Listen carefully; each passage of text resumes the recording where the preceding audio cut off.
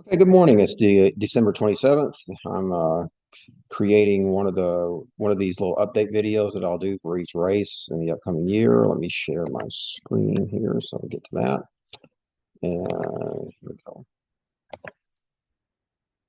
Okay, hopefully you're seeing that well. Uh, so today I'm focused on the U.S. Senate race. John Ossoff, of course, is up for re-election in 2026. And I'm going to give you just a brief state of the race kind of update. Again, it's December 27th, so we're still a ways out. Yet I'll do more of these as 2026 progresses. Uh, Ballotpedia is what I'm using for this. Usually I would not use that. I would just go straight to the source, like for the Federal Election Commission. You can do that. It's not the most user-friendly site in the world. For the up ticket races like U.S. Senate, Ballotpedia usually does a pretty good job of keeping up to date. So I'm just going to use that. And you can see here that we have Senator Ossoff at the top as the incumbent. And then we've got just an incredible number of mostly Republicans, many of whom I have no idea who they are. And if they even run, uh, they won't get anywhere. There's three main challenges to Ossoff. We'll talk about that in a second. There's a couple of independents even. They have to undergo a petitioning process to qualify, and that's a pretty steep petitioning process. So good luck to them on that. Uh, Mostly, though, we expect the Republican primary, both party primaries will be in May. The Republican Party primary for Senate will boil down to Buddy Carter, Earl Carter. Here, Mike Collins and Derek Dooley. Those are the three main candidates, and there's not really a candidate out of those three that we can say has taken the lead in a clear way. I see several Collins signs around, not a lot, but some. But yard signs are a very poor measuring stick. That means they do have some support, obviously, but we know that Carter's going to have his supporters. Dooley will have his supporters. So will Collins. Uh, the question is, with those three splitting the Republican vote in some way, along with the other minor candidates, you're almost certainly going to have a runoff on the Republican side. So far, Senator Ossoff is alone on the Democratic side. I would not be surprised if some unknown leaped into the race at some point before qualifying in early March on the Democrat on the Democratic side. We've seen that before. We saw it a few years ago when Senator Warnock ran for reelection. Someone ran against him, got about 4% of the vote, which pretty much anybody can get around 4% of the vote. Nobody's going to defeat Ossoff. So he's the incumbent. He's done a good job. He deserves to be reelected. Period. Uh, he has been putting out significant legislation, not really attention grabbing legislation, but a lot of significant legislation, and he has a good breakdown of that on his website. It's got links to outside sources so you can confirm what's being talked about. So there's a strong case to be made for Ossoff to win re-election. If you look at the race ratings right now, like Cook and those people, most of them were rated as a toss-up or very close, maybe leaning Democrat. Uh, Expect that to slowly move in our advantage as 2026 progresses. Ossoff is the incumbent, but he's in the minority party. We've seen how Democrats are doing really well so far in special elections.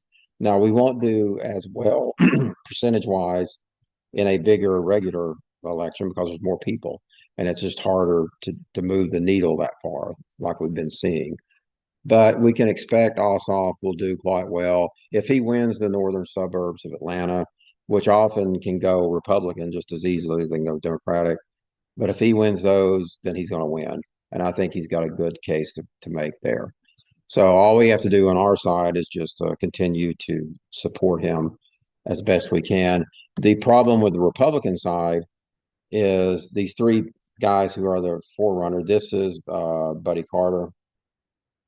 This is Derek Dooley, Vince Dooley's son, which is the only reason why Brian Kemp chose him. Brian Kemp was going to run for this race, but he backed out, which should tell you how the wind is blowing. Kemp would have run for this race if he thought he could have won it. He was very doubtful about whether they could do that, and so he didn't. So he went out and recruited. I don't know why he recruited Derek Dooley. Maybe he couldn't find anybody else. Brian Kemp's been basically running his own version of the Republican Party for a while. He's alienated the Republican base in Georgia, the MAGA base.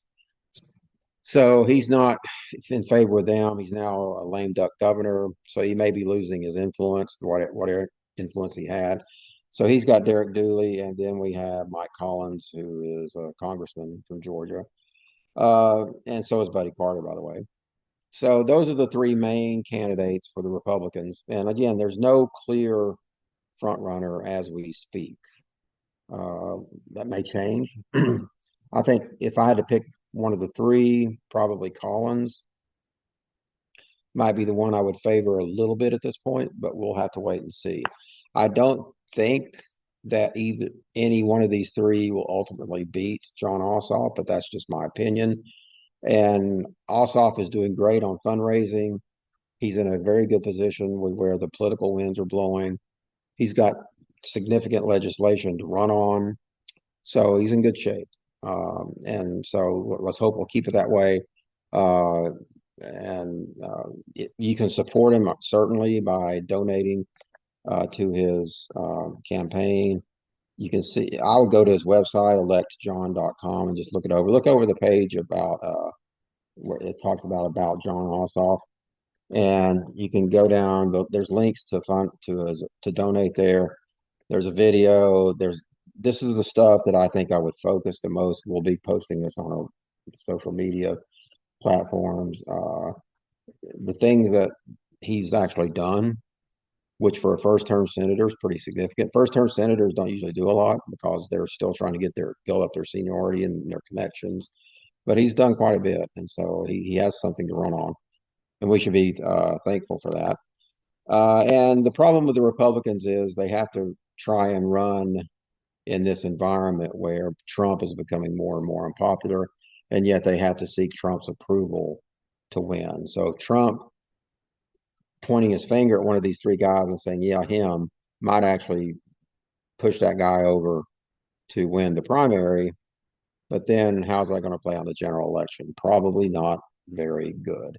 So the Republicans are kind of boxed in this situation quite a bit.